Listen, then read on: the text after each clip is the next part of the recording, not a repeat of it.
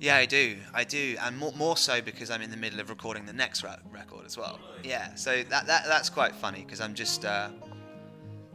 like really in that headspace now, but I'm obviously did my first headline show in ages last night. I'm out here supporting Dotan around Europe, and then I'm doing my own European headline tour in February um, next year, and it's like I have to have a switch in my brain that goes, okay, friends like these, and then the other switch is the new stuff that I'm making. But what's exciting about it is that I know that I'm going to be able to just roll straight through into the next thing and not take a break and just almost make it into one big long album campaign rather than a small one with a break recording. It's going to be good.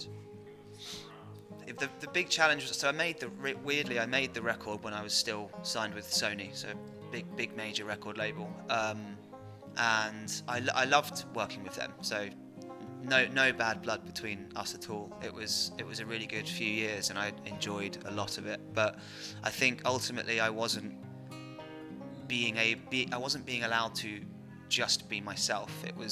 There was always an element of like, let's try this production, let's do this, let's work with this guy who did the X artist track that's #1 at the moment, let's try that formula. And it was getting heartbreaking for me because I would finish something and then the current popular thing would change, so then we'd have to, it was just a very strange time, and I had all these songs and I started to sort of look at it and go, what is this? This isn't really even an album because there's just too much music. I can't choose between. So I ended up working with this producer in London called Rich Cooper, who's brilliant.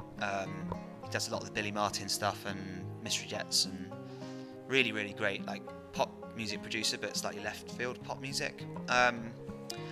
And we just chose 10 tracks that we felt encapsulated the chaos of it all, I think. Because whilst there was, when you listen through the demos, there was just a huge array of different styles even, depending on who I was working with.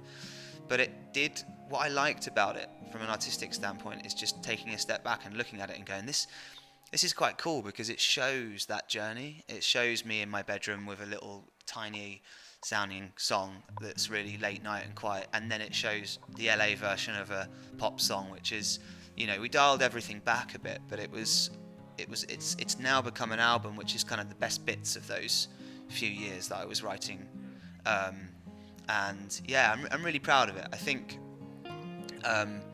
it just took a lot of letting go, because when somebody is, at a record label is kind of saying to you, it's good, but it could be this. If you just change this, it could become this, and that kind of never ends, and no one really has the missing answer to the formula, So it was a big decision, but I decided to part ways with Sony and join a new label, which is an independent network, and they're great. They do so many great singer-songwriters and just have a lot of success with artists just being themselves. And it was funny showing my album to them for the first time, and they were just like, yeah, we love it, let's put it out. Like, no feedback, just, this is great, let's put it out. And I was almost like, no, you're supposed to be telling me that it's not good. Like, what's wrong with it? So it was a real eye-opening moment for me, and I just felt like, yeah, I can just keep putting out music, because really, during these years where I've been sort of away and not releasing, I've written and I actually went out to America and recorded a whole album, and we ended up not using any of it. Yeah, it's just but there's no reason why I couldn't have put that out. And I just feel like music, you have to release what you're creating. If you sit on it too long, it becomes stagnant, and you don't feel as excited about it anymore. And it's hard to remember the initial excitement that you had for a piece of music. It's like when you have a favourite song and you listen to it 10 times in a row, and then you don't want to listen to it again for a while. Do you know what I mean? So I think it's really important just to have that kind of continuous flow when it comes to music.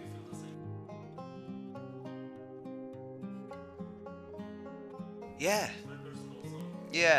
it's a funny one. I've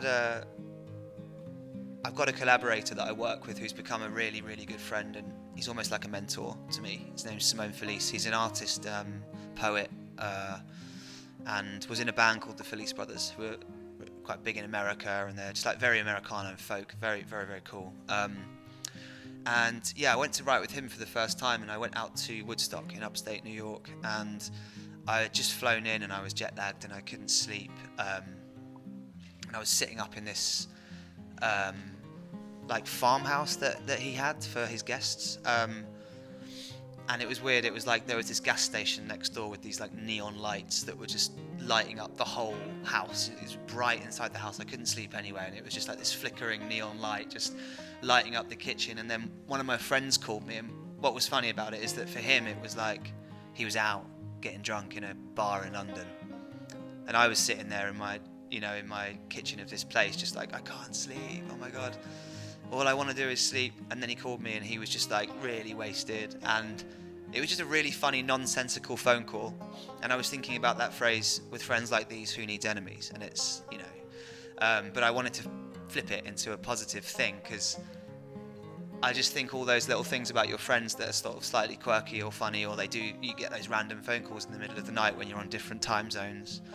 And I just thought about how good your friends can make you feel, and how loved and how amazing those kind of memories that you have with your friends from when you're a kid, and you're just like out in the park, or like roaming around the town when you're like 13 years old and you're sneaking out at night, or doing those things. And just sort of, I wanted to encapsulate those crazy nights that you have when you're young, and just try and encapsulate that in a song, and then just kind of try and sort of figure out a way of saying how grateful I am to those people that are still there with me, my friends and the people that I love. So yeah, it's a very personal song, and I think it's very simple as well. At the time I was on this big thing of like trying to make the most simple songs rather than being like too overly poetic and metaphorical with things. So yeah, that's kind of the story behind it. And it was such a turning point for me in writing at that time that's why I decided to name the album. When I wrote the song, I kind of knew that that's what I wanted my album to be called, so it kind of set the tone for it really, and the theme of just hope and unity and realization and overcoming struggle when you have great people around you,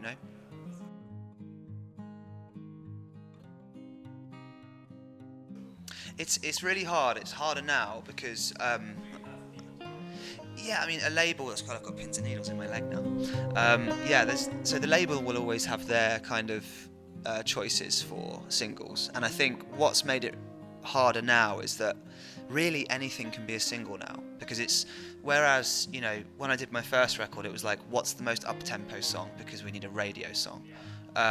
Radio is still really important. If you can get on the radio, it's amazing, but it's obviously now with streaming and TikTok, the slowest, they slow down songs, they're the ones that are going viral. So it's like it's actually harder now to pick a single. Like I've got one more single to come from the record before it's released, and I'm wondering now if we've made the right choice, because it's a really up-tempo song. Weirdly, it's one of those songs that I did it in a writing session in London with some of my friends, and it was really fun to write, but it was originally intended for pitching to another artist who's a lot more pop than me.